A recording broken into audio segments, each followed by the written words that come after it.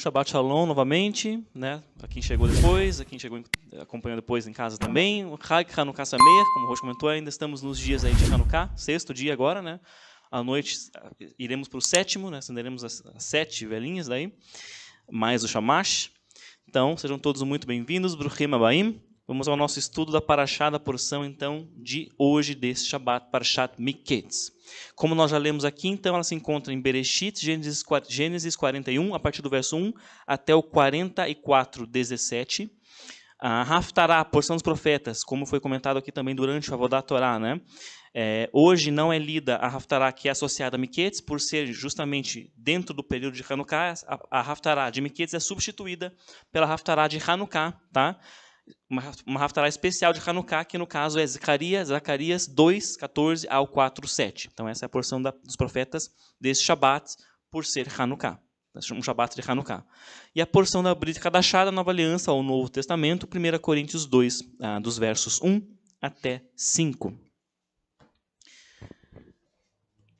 Então o tema, né, comentamos aqui, os irmãos receberam em casa, eu já comentei aqui antes do nosso intervalo, o tema do estudo hoje é Yosef, José, o fundo do poço e a verdadeira lealdade. Né? O que é isso? Nós vamos dar uma olhada nisso aqui, então, hoje. Mas antes de nós entrarmos no nosso tema, no tema do nosso estudo específico de hoje, vamos ver quais são os tópicos dessa paraxá. Né? O que essa paraxá nos traz aqui, então, como elementos? São histórias muito conhecidas, né? Muito divulgadas, mesmo pessoas que não são crentes, vamos assim dizer, muitas pessoas conhecem, né?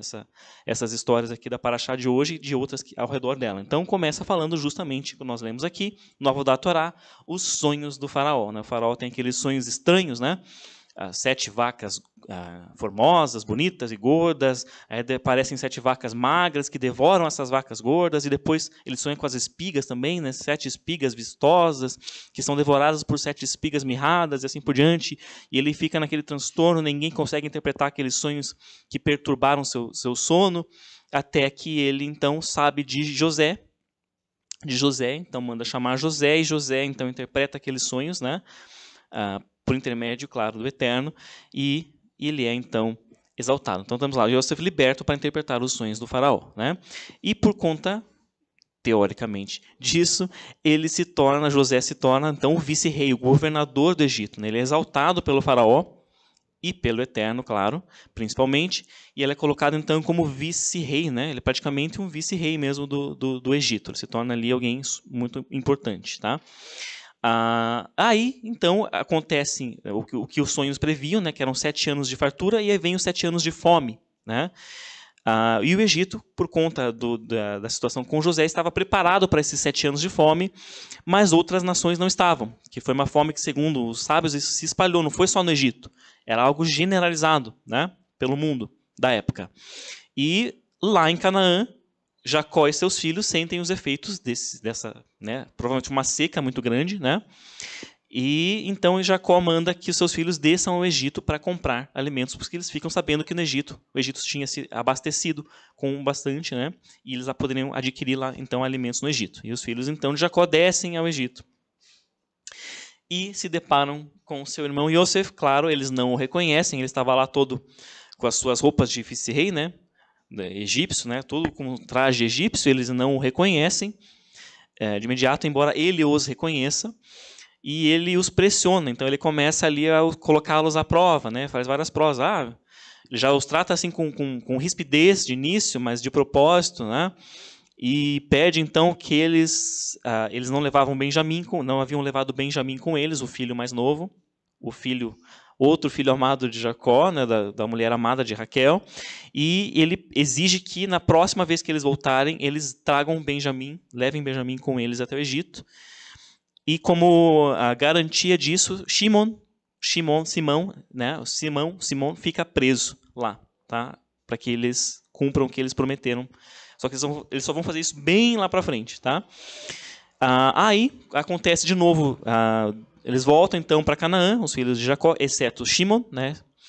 Exceto Simeão, e ficam lá até que os mantimentos começam a acabar de novo. Então o Shimon ele fica preso um bom tempo, a gente não percebe essas coisas, né? Ele fica um bom tempo preso lá, porque eles só vão voltar para o Egito quando começa a acabar o que eles compraram. Isso provavelmente levou um bom tempo, né? E aí a situação se torna delicada de novo, e Jacó pede que eles voltem ao Egito comprar mais mantimento, e aí eles dizem, olha, mas aquele homem, aquele governador lá, ele exigiu.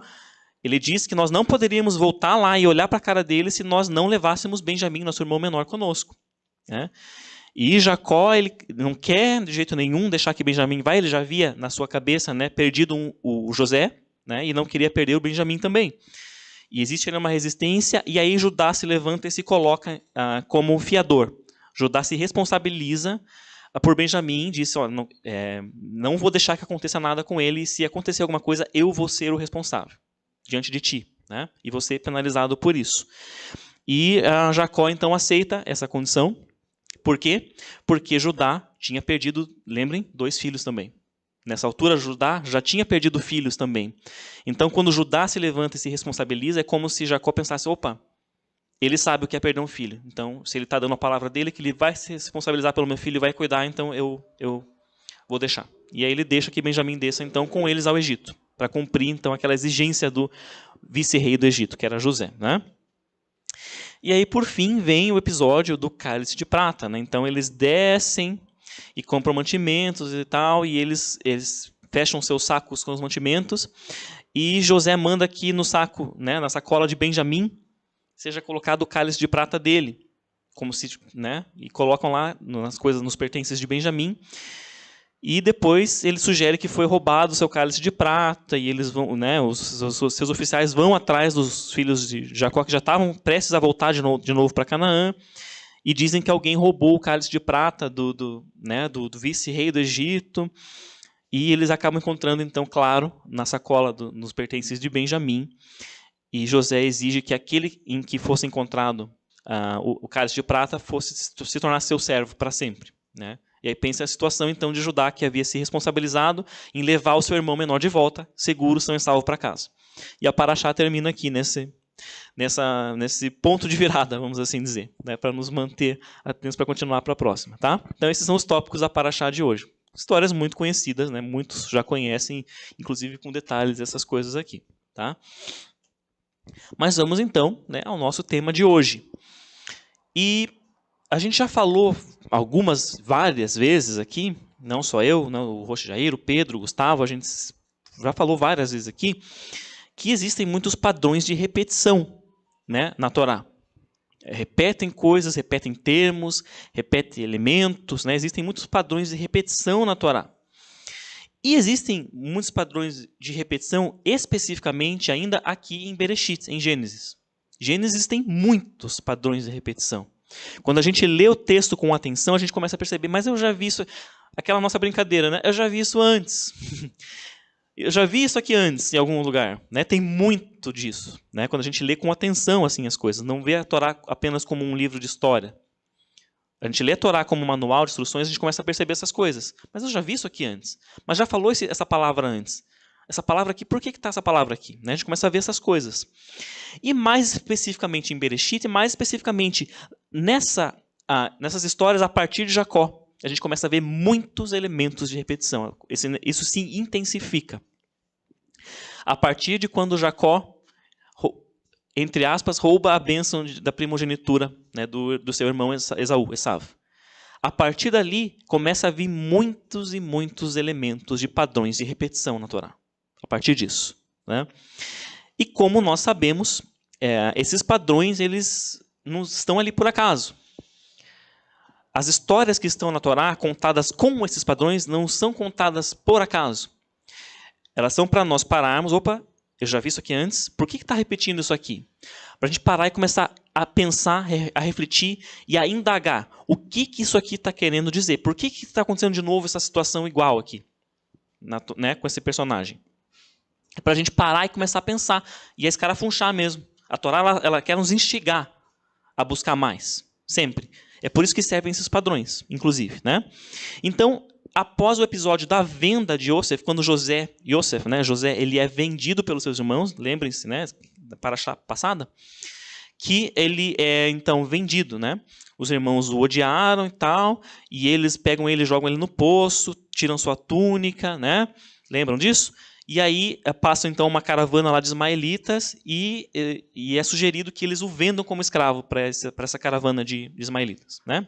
Lembram disso? Então ele é vendido como escravo. Então depois desse episódio em que ele é vendido como escravo, esses padrões parecem ficar ainda mais fortes. Esses padrões de repetição parecem se intensificar ainda mais. Nós já vamos ver aqui, né?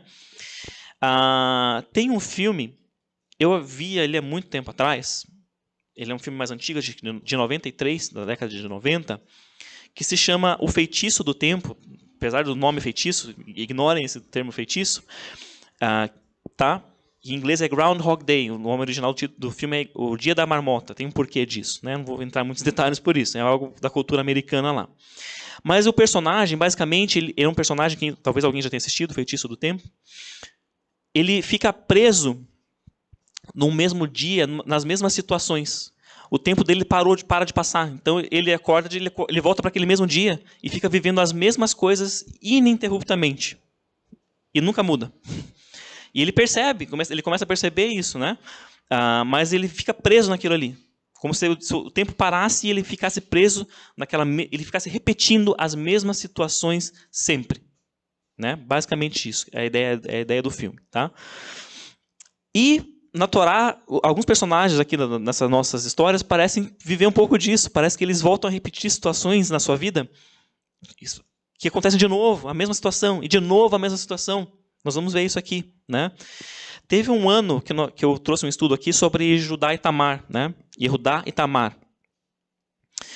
E a gente viu por que aparece do nada, entre aspas, essa história de Judá e Tamar. Está no capítulo 38 aqui de Gênesis, um pouquinho antes da nossa paraxá, né? Por que está aqui essa história? Porque começa a falar da história de José, fala lá no relato de quando ele, né, os seus irmãos o odiaram, ele foi vendido, tá. E aí, do nada, a Torá interrompe essa história de José e começa a falar de Judá e Tamar, né? Do episódio lá que Tamar se casou com o filho de Judá, e daí o filho morreu, e daí o irmão dele que deveria assumi-la como esposa, lembrando da lei do levirato, né, do Ibum, ele tinha que assumir, ele não gerava filhos com ela de propósito, porque não queria gerar um filho para o seu irmão, né? E ele também morre. Então, toda aquela história ali, e a Tamar fica né, à deriva, assim, sem perspectivas, porque Judá também não quer dar o filho menor para ela se casar, porque ele pensa, já morreu 2 filhos com ela, não quero que morra mais um, né? E ela fica ali à deriva, então tem todo aquele episódio que ela se, né, veste como prostituta e para a estrada, e Judá toma, né, naquela época, lembrando, não havia ainda, tá? A Torá deixa claro, não havia ainda uma lei relacionada a isso, então era comum, né, por assim dizer, tá? Então ele a toma como prostituta e tal, e ela gera filho. Então todo esse episódio, por que a Torá para a história de José para contar isso? Porque existe um padrão de repetição nessa história também, tá? Que tem a ver com o que está sendo contado antes. Então, basicamente, nesse episódio, resumidamente, né, para não retomar tudo aquilo que eu já falei, né, foi acho que uns 2 ou 3 anos atrás isso, tá? A gente vai ver que foi Judá, né, quem tinha convencido os seus irmãos a venderem José. Está lá em Gênesis 37, 26. Se a gente ler lá, foi ele que sugeriu, ele que deu a ideia. A Torá diz, Judá disse. Tá? Vamos ver, tem uma caravana de ismaelitas, vamos vender ele como escravo para eles. Tá? Então foi ele quem tinha dado a ideia. A ideia partiu dele, tá? De Judá. Tá? E ele tinha uma certa liderança ali entre os seus irmãos, ele tinha uma certa influência entre eles. Não por acaso Judá sabe, né, quem vem dele, tá? Mas ele tinha uma liderança entre os seus irmãos, apesar de ele não ser o primogênito.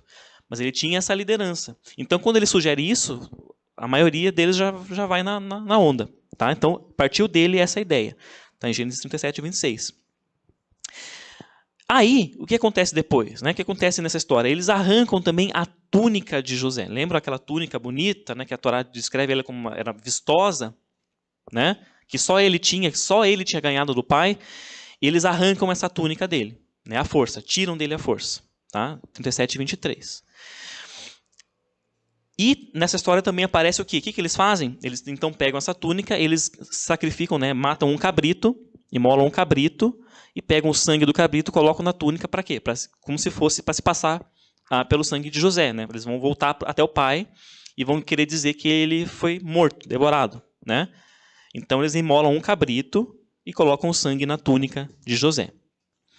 E também eles voltam então ao pai e pedem para Yaakov, né, para o pai, que ele reconheça a túnica. E eles usam uma expressão haker na. Reconhece, pois, se essa aqui é a túnica do teu filho José. E era a túnica de José, né? Então o Jacó pega aquela túnica cheia de sangue e já conclui que o filho tinha morrido, que José tinha morrido. Tá? Então, e eles usam essa expressão, hakerna, reconhece, pois. Tá?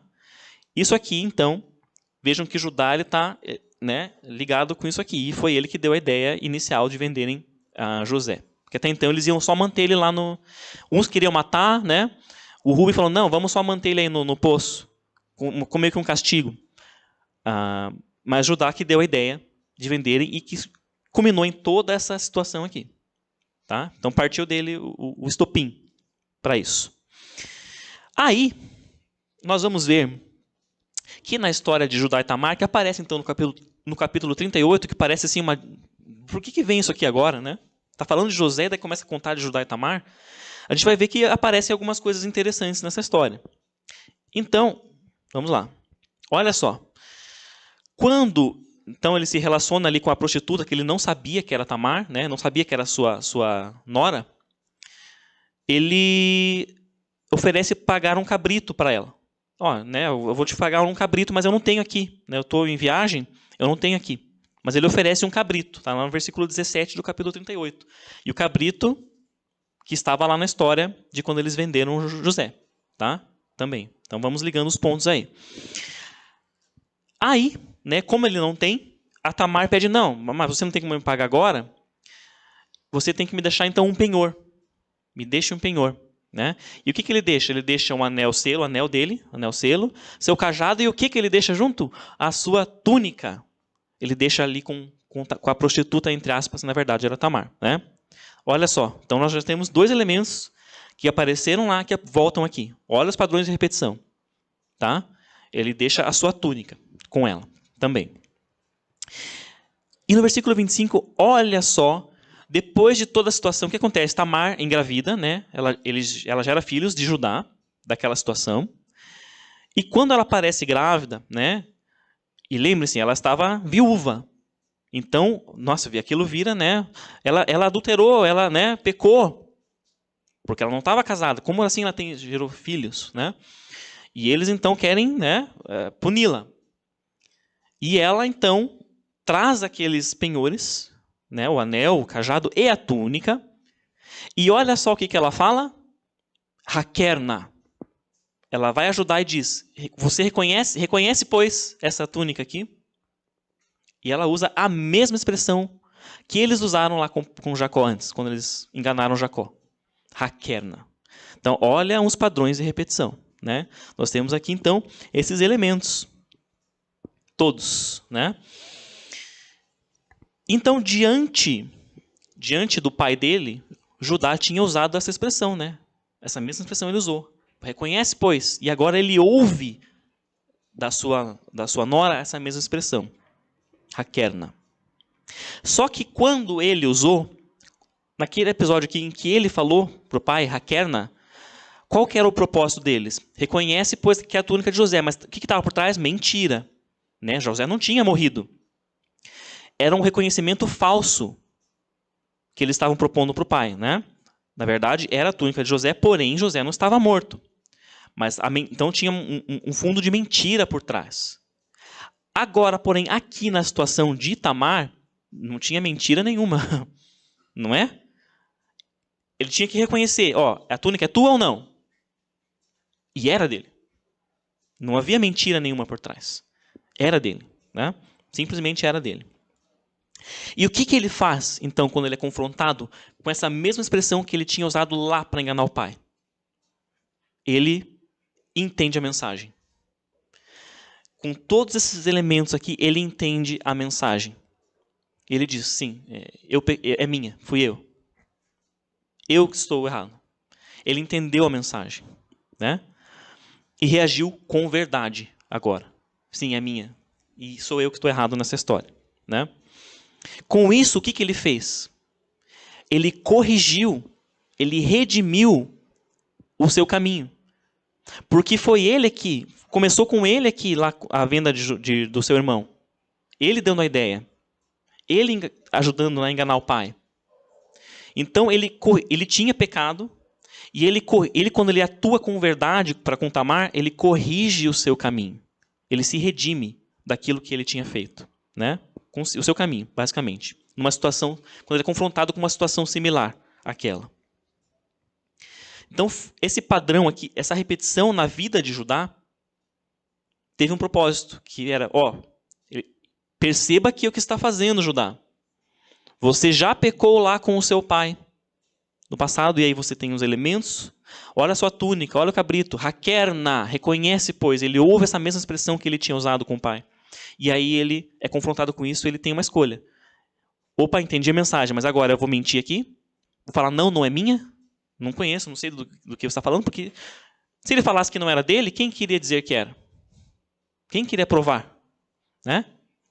Que era dele? Mas ele age com verdade, ele entende a mensagem e ele escolhe, então, redimir o seu pecado, o seu erro, tá? Por isso essa história aparece aqui, então, na sequência. Mas vamos seguir adiante, então, aqui nessas histórias. O que vem depois da história de Judá e Tamar? Vem a continuação da história de José. Quando ele chega, então, à casa de quem? De Potifar. Né? A história de José na casa de Potifar. Então, lembrando, né, que lá no início da sua história, aqui na Torá pelo menos, no capítulo 37 então, de Gênesis, o que aconteceu com José? De novo, recapitulando. Ele teve sua túnica arrancada por seus irmãos, eles tomaram a sua túnica e o jogaram onde? No poço, num buraco, numa cova. Né? Foram essas duas situações. Ele teve sua túnica tomada e ele foi jogado no poço. E olha só que interessante, que nesse episódio, quando ele está na casa de Potifar, o que acontece? A esposa de Potifar, né, começa a dar em cima dele, né, começa a querer ter relações com ele, a pressioná-lo, a assediá-lo. E num episódio assim, fatídico, o que acontece? Ela o quê? Segura a sua túnica. E ele perde a sua túnica, porque ele sai, ele foge, né? E a túnica ele perde, fica com ela. E o que acontece depois disso? Ele é lançado no poço? Na prisão. Ele é lançado na prisão, né? Aí você pergunta, tá, então, lá no começo da sua história, ele perdeu sua túnica, né, os irmãos tiraram sua túnica e ele foi lançado no poço. E aqui, de novo, lá na história na casa de Potifar, ele perde sua túnica e ele é lançado na prisão, mas não é no poço? Não tinha que ser igual? Mas olha como que a Torá descreve a prisão onde José estava. Então, lá no capítulo 41, verso 14. E enviou o faraó e chamou a Yosef, a José, e fizeram-no sair precipitadamente da onde? Min-habor, do poço. Isso aqui está falando quando José é chamado, quando o faraó manda chamá-lo, né, para interpretar os sonhos. Tá? A Torá não diz prisão, ela diz poço. Então ele estava no poço. Como a Torá descreve, se era poço eu não sei, mas a Torá está chamando de poço. Foi tirado do poço. Tá? Então a Torá parece indicar, de novo, mais um padrão de repetição aqui, né? Ele perdeu a túnica e foi jogado no poço. Estava no poço. De novo. Né? Parece que tem mais um padrão aqui, de repetição.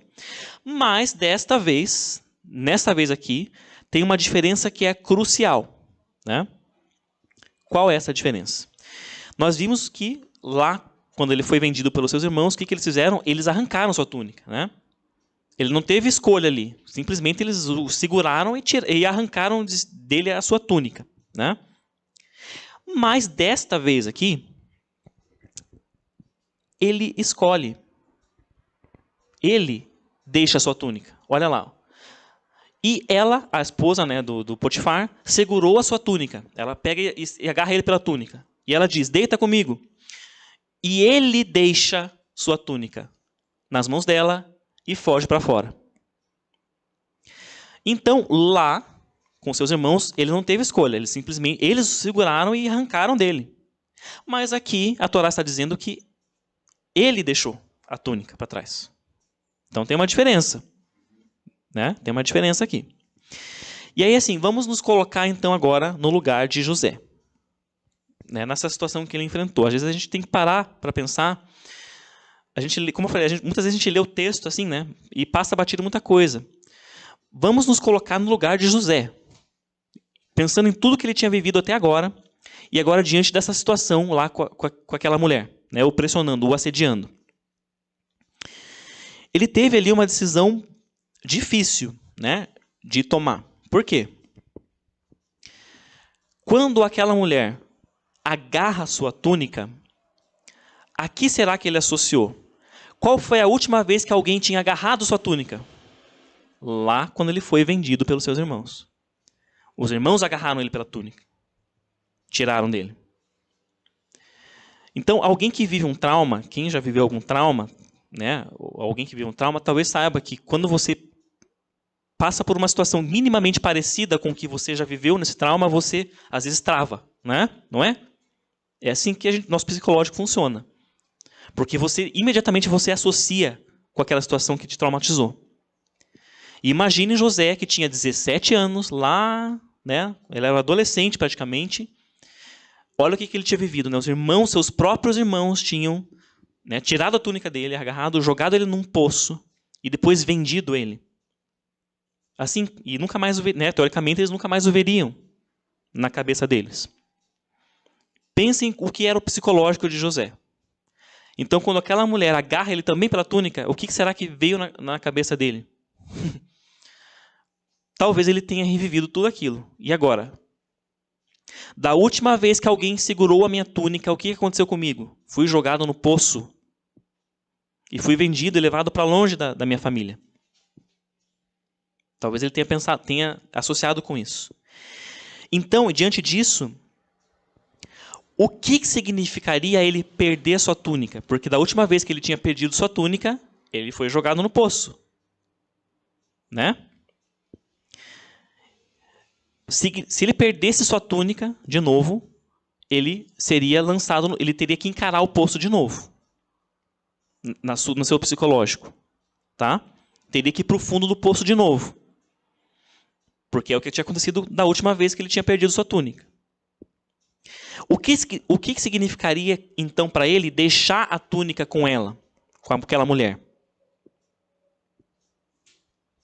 Se ele deixasse a túnica com ela, ele já sabia, com certeza ele já sabia que ela ia ficar com aquela túnica e que ela ia fazer o que ela fez. Ia falar que ele tentou agarrá-la. Eu tenho aqui uma prova, ó, que ele deixou a roupa dele aqui porque ele saiu correndo. Né? Ele já sabia que isso ia acontecer. Que ele ia ser acusado de traidor. Mesmo não tendo traído o seu chefe, né? O Potifar.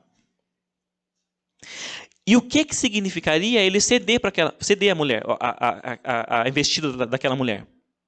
Tá bom. A Torá diz um pouquinho antes que não havia nenhum homem na casa, só estava ele.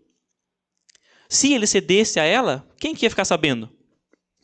Ninguém, porque não tinha ninguém. A Torá diz. E não é por acaso que a Torá diz que não tinha ninguém na casa. É para isso, para a gente entender.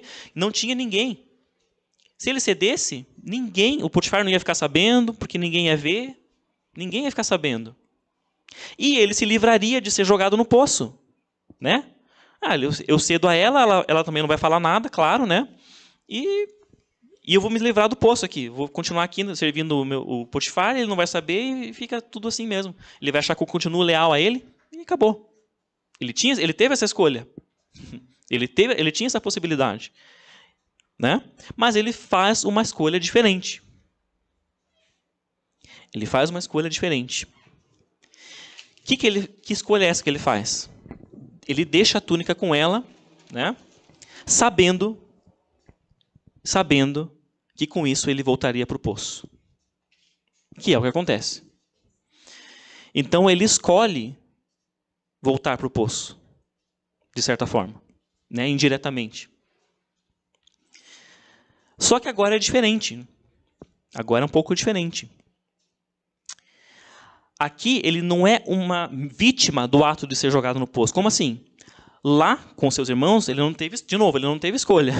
Eles simplesmente o agarraram, tiraram a sua túnica e jogaram ele no poço. Ele não teve... Não, mas espera aí, e se eu fizer isso? Não teve conversa. Eles jogaram ele, pronto, acabou. Foi. Aqui, não. Ele podia ter... Não, eu vou ceder a ela e vai ficar tudo bem, porque ninguém vai descobrir e eu vou continuar aqui. Aqui é diferente. Ele não é uma vítima. Ele... Não, eu não posso fazer isso. Mesmo que eu seja visto pelo Potifar como um traidor, eu prefiro não ceder. Mesmo que eu seja lançado no poço, de volta. Ele escolhe, então, o poço. Né? E com isso, o que acontece? Ele redime também. Lembre-se, qual foi o propósito do padrão de repetição para o Judá? Foi redimir o seu passado, né? Foi corrigir o que ele tinha errado lá com seu irmão e com seu pai. Então, com José também é a mesma coisa. Ele reviveu alguém agarrando sua túnica e indo parar no poço. E ele fazendo essa escolha que ele fez, ele redime o seu passado. Mas, como isso aconteceu exatamente? Como? Né? Como que aqui? Judá a gente entendeu, mas aqui como que ele redimiu o seu passado só escolhendo isso aqui? Já vamos ver. Então vamos adiante. Tem algo aqui que José está consertando também.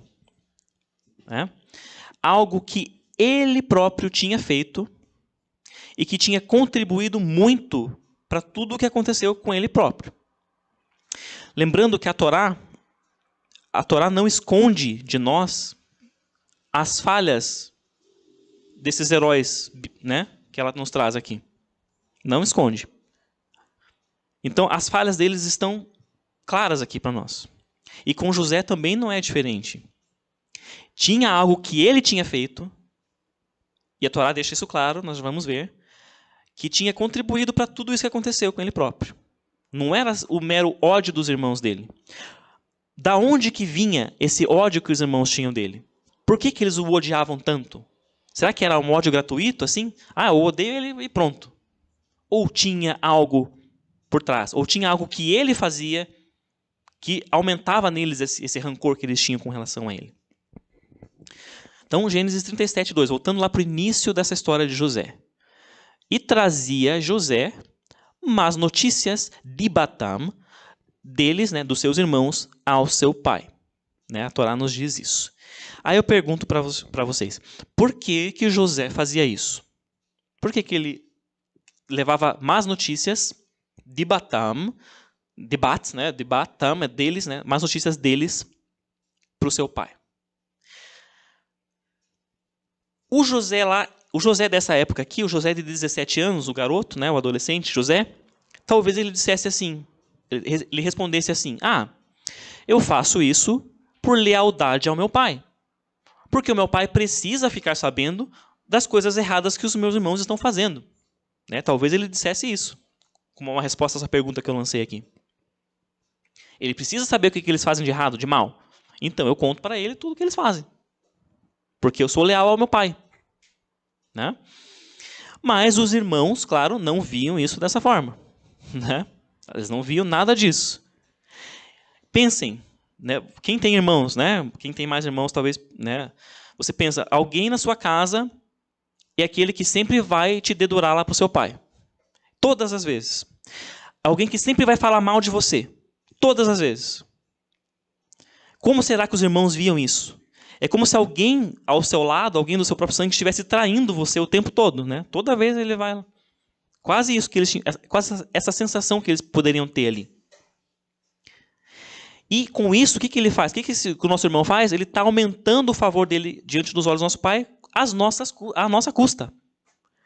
Porque ele ganha a confiança do pai à nossa custa, falando mal de nós. Né? É isso, provavelmente é essa a sensação que eles tinham. É isso que eles pensavam. Mas a Torá usa um termo específico, já falei ali, já vamos falar sobre ele, né? Para descrever isso que José fazia. E esse termo que é dibá, né? Dibatam é más notícias deles, tá? É dibá. Esse termo, ele não é algo bom. Em hebraico e na Torá. Não é uma coisa boa. E ele aparece poucas vezes na Torá, e uma dessas outras poucas vezes que ele aparece, adivinha onde que é? Vamos lá para Números. Números 13 e 32. Olha lá. E difamaram a terra que tinham espiado diante dos filhos de Israel. Dibat. No episódio dos espias. É o mesmo termo que a Torá usou para descrever o que os espias fizeram quando eles voltaram e difamaram, fizeram lashon hará da terra. É o mesmo que a Torá usou para descrever o que José fazia. Ou seja, não estava certo. Não era algo bom. Não era algo bom.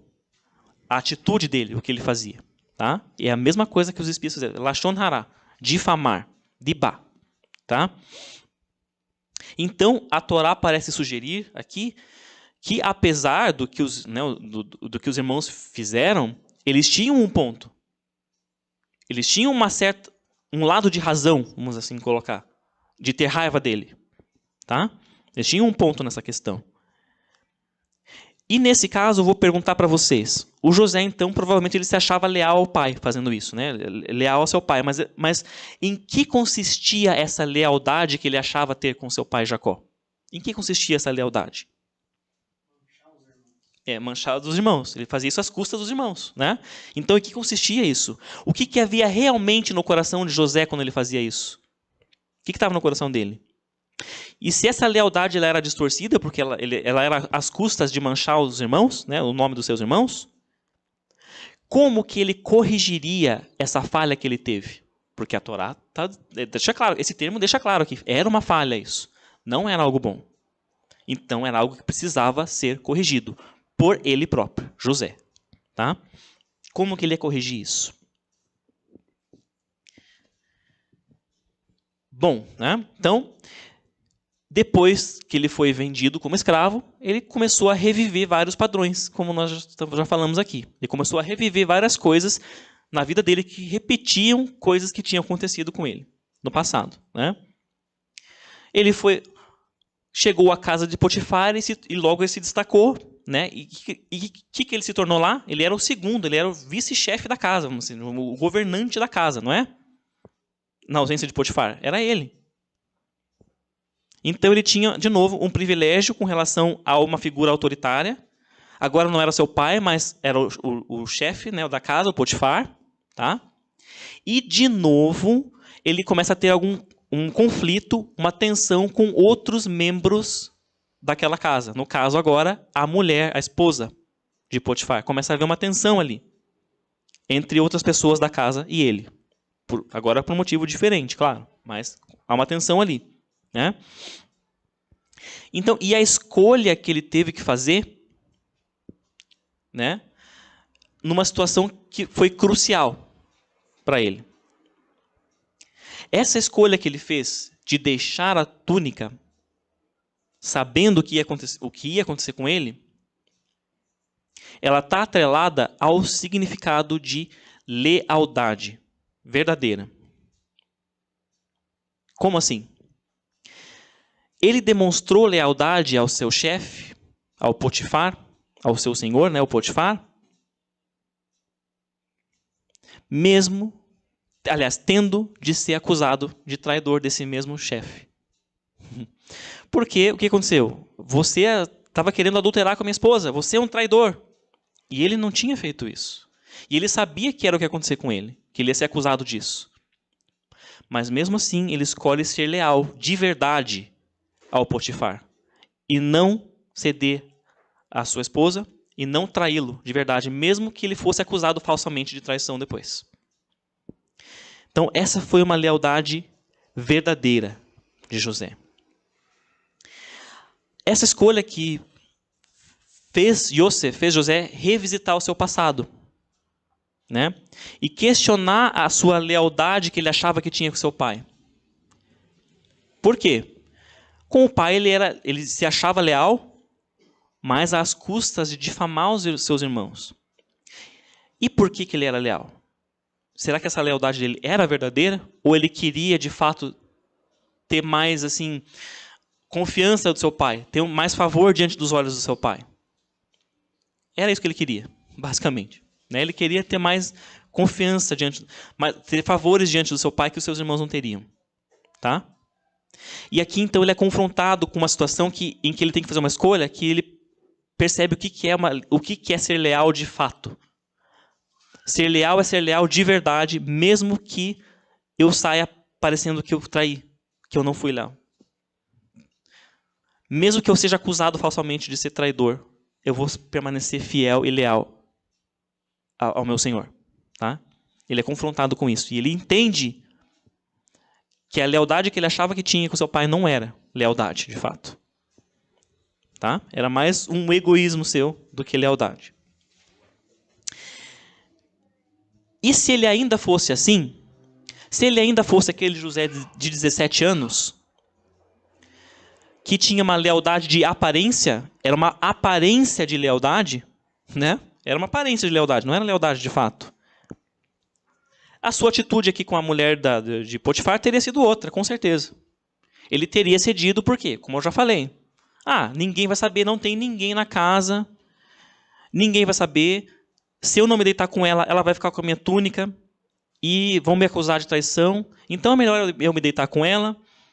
Ninguém vai saber mesmo, vai continuar tudo bem, vou continuar aqui como vice-chefe aqui da casa e vai ficar tudo perfeito. Ele ia ter feito isso se ele fosse aquele José de 17 anos. Mas ele faz uma escolha entendendo. Ele percebe esse padrão de se repetindo na sua vida e ele entende. Não. Assim como o Judá tinha entendido lá no seu. Não, eu preciso tomar um caminho diferente aqui. Eu entendi o que é ser leal de fato. E eu vou permanecer leal. E não vou ceder. Né? Então, com isso, ele vai parar de volta no poço. Né? Já vimos aqui, ele vai parar de volta no poço. Mas, assim como quando há consequências para as nossas escolhas erradas, também há consequências para as nossas escolhas certas. Né? Também. Então, só que anos depois, literalmente anos depois, não foi um mês, não foi 2 meses, anos depois de ficar anos na prisão, lá no poço, no fundo do poço, um outro homem tira ele do poço. Em vez de ele ser jogado de volta, um homem tira ele do poço agora, nesses anos depois. E esse homem aproxima ele de si, e esse homem lhe dá roupas novas, lhe dá uma túnica nova para ele vestir. Que homem é esse? O faraó, né? Que nós começamos a ler aqui na nossa paraxá de hoje. O faraó manda que tirem ele do poço, que deem roupas para ele, né? E manda que ele se aproxime. Lembrem que os irmãos fizeram o quê? Os irmãos tiraram sua túnica, jogaram ele no poço e vai para longe, vamos vender ele como escravo. E o faraó faz o contrário deles.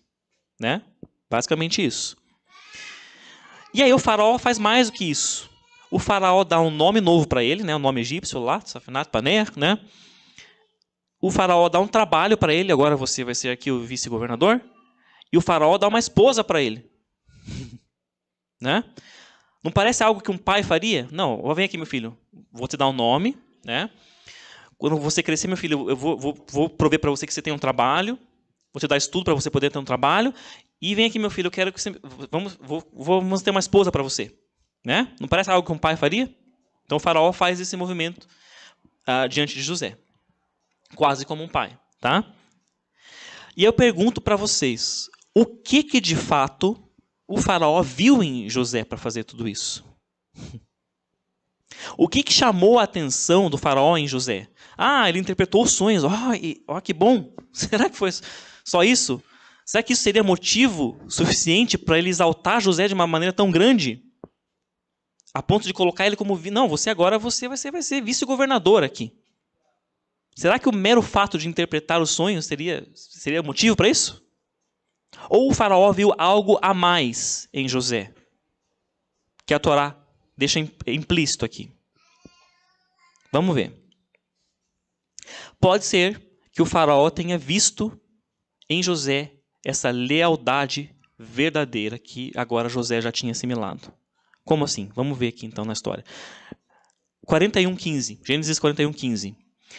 E eu escutei, Faraó falando, e eu escutei sobre ti, José, dizendo que ouvia sonhos para interpretá-los, né? Então, isso é o que o Faraó fala para ele. O Faraó já chamou ele, já está diante de Faraó, e o Faraó diz, eu soube que você interpreta sonhos, e daí? E o que José podia ter falado para ele? O que eu teria falado para o Faraó? Imagina, eu passei anos no poço, no fundo do poço, injustamente, né? Porque eu não tinha traído, mas eu fui acusado de traição, passei anos no fundo do poço. E agora sou chamado diante do Faraó, do rei. E o rei me diz, olha, eu ouvi falar que você interpreta sonhos. Qual seria a minha resposta e a minha reação? Será que ele poderia falar assim, eu estou interpretando sonhos, interpretei os sonhos aí do copeiro, do padeiro, e aconteceu, né? Eu sou bom nisso. Sou bom, Faraó, pode confiar que eu vou interpretar aqui. Manda lá o sonho, que eu interpreto agora. Não podia ter falado isso? Podia. Né? Mas qual a resposta que ele dá? Versículo 16. Respondeu José ao Faraó, dizendo, Biladai, longe de mim, fora de mim, não está em mim isso. Biladai é assim, traduzido como longe de mim, mas assim, não está em mim isso. Não sou eu, não tenho eu esse poder. Deus há de dar uma resposta por meu intermédio para a paz do Faraó. Esse Biladai é isso, não está em mim esse poder. Eu não sou mágico, mago aí como os seus que você chamou. Não sou eu, é Deus que faz. Ele que vai dar a resposta, por meu intermédio, mas é ele que vai. Essa é a resposta de José, né, para Biladai. Quando ele responde Biladai, não está em mim, não sou eu. É o Pai, é o Pai que está no céu que faz isso. Meu Pai celestial, meu Deus, não sou eu. Isso parece agradar o Faraó. Como assim? Ele vê nisso algo bom em José. Tanto que, um pouquinho mais adiante, quando o Faraó o coloca como vice-governador, olha o que o Faraó fala. Eu sou o Faraó e Biladeja não levantará homem a sua mão e seu pé em toda a terra do Egito. Fora de ti, ele usa a mesma expressão que ele tinha ouvido de José quando ele chamou José lá para interpretar o sonho. Porque isso tinha chamado a atenção dele. Essa lealdade de José a ponto de se anular. Não sou eu, é o meu Deus. É o meu Pai que faz.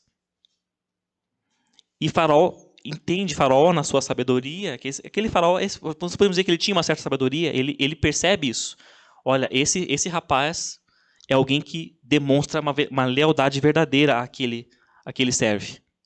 Eu posso confiar nele.